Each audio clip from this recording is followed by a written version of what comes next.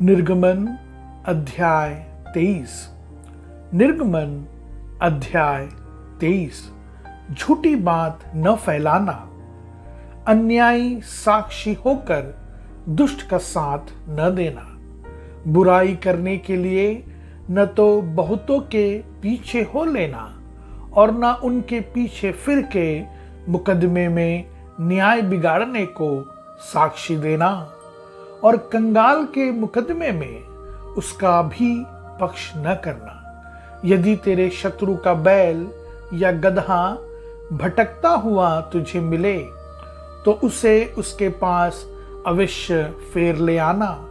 फिर यदि तू अपने बैरी के गदहे को बोझ के मारे दबा हुआ देखे तो चाहे उसको उसके स्वामी के लिए छुड़ाने को तेरा मन न चाहे तो भी अवश्य स्वामी का साथ देकर उसे छुड़ा लेना।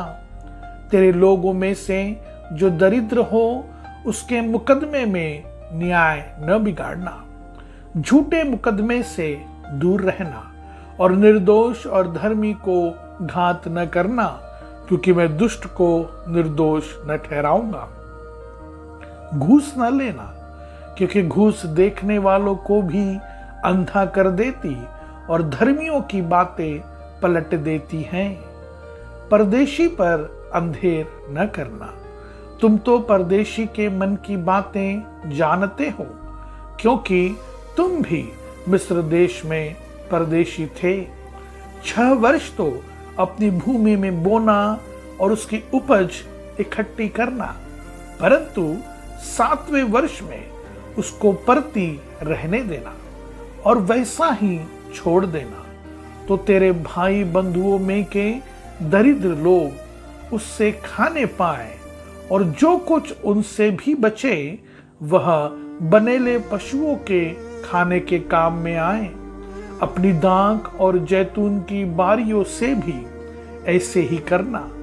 6 दिन तक अपना काम काज करना और 7वें दिन विश्राम करना, ताकि तेरे बैल और गधे सुस्ताए और तेरी दासियों के बेटे और परदेसी भी अपना जी ठंडा कर सके। जो कुछ मैंने तुमसे कहा है उसमें सावधान रहना और दूसरे देवताओं के नाम की चर्चा न करना, वरन वे तुम्हारे मुंह से सुनाई भी न दें। प्रति वर्ष 3 बार मेरे लिए पर्व मानना। अख़मीरी रोटी का पर्व मानना, उसमें मेरी आज्ञा के अनुसार अबीब महीने के नियत समय पर 7 दिन तक अख़मीरी रोटी खाया करना, क्योंकि उसी महीने में तुम मिस्र से निकल आए थे। मुझको कोई छूछे हाथ अपना मुंह न दिखाए। जब तेरी बोई हुई खेती की पहली उपज तैयार हो तब कटनी का पर्व मानना। वर्ष के अंत में जब तू परिश्रम के फल बटोर के ढेर लगाए तब बटोरन का पर्व मानना। प्रतिवर्ष 3 बार तेरे सब पुरुष प्रभु यहोवा को अपना मुंह दिखाएं।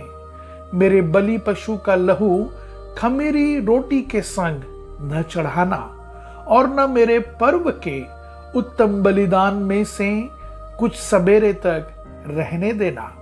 अपनी भूमि की पहली उपज का पहला भाग अपने परमेश्वर यहोवा के भवन में ले आना। बकरी का बच्चा उसकी माता के दूध में न पकाना।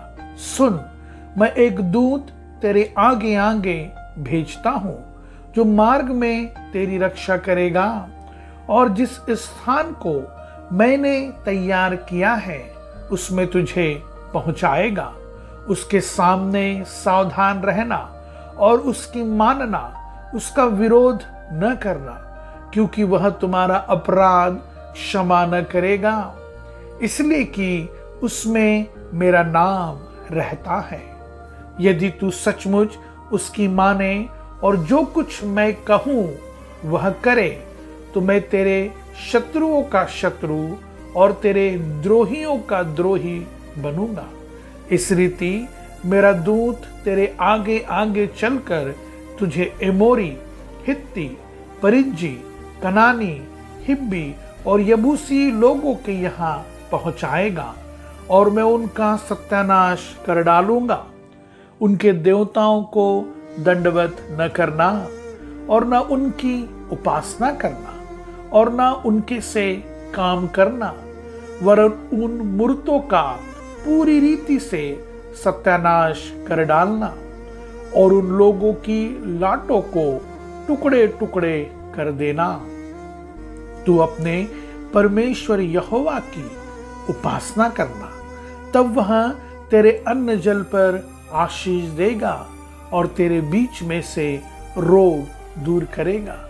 तेरे देश में न तो किसी का गर्भ गिरेगा और न कोई बांझ होगी, और तेरी आयु मैं पूरी करूंगा। जितने लोगों के बीच तू जाएगा उन सबों के मन में मैं अपना भय पहले से ऐसा समवा दूंगा कि उनको व्याकुल कर दूंगा, और मैं तुझे सब शत्रुओं की पीठ दिखाऊंगा। और मैं तुझसे पहले बर्रों को भेजूंगा जो हिब्बी, कनानी और हित्ती लोगों को तेरे सामने से भगा के दूर कर देंगे। मैं उनको तेरे आगे से एक ही वर्ष में न निकाल दूंगा। ऐसा न हो कि देश उजाड़ हो जाए और बनेले पशु बढ़कर तुझे दुख देने लगे। जब तक तू फूल फल कर देश को अपने अधिकार में न कर ले, तब तक मैं उन्हें तेरे आगे से थोड़ा थोड़ा करके निकालता रहूंगा। मैं लाल समुद्र से लेकर पलिश्तियों के समुद्र तक और जंगल से लेकर महानद तक के देश को तेरे वश में कर दूंगा। मैं उस देश के निवासियों को भी तेरे वश में कर दूंगा और तू उन्हें अपने सामने से बरबस निकालेगा। तू न तो उनसे वाचा बांधना और न उनके देवताओं से। वे तेरे देश में रहने न पाए। ऐसा न हो कि वे तुझसे मेरे विरुद्ध पाप कराएं, क्योंकि यदि तू उनके देवताओं की उपासना करे तो यह तेरे लिए फंदा बनेगा।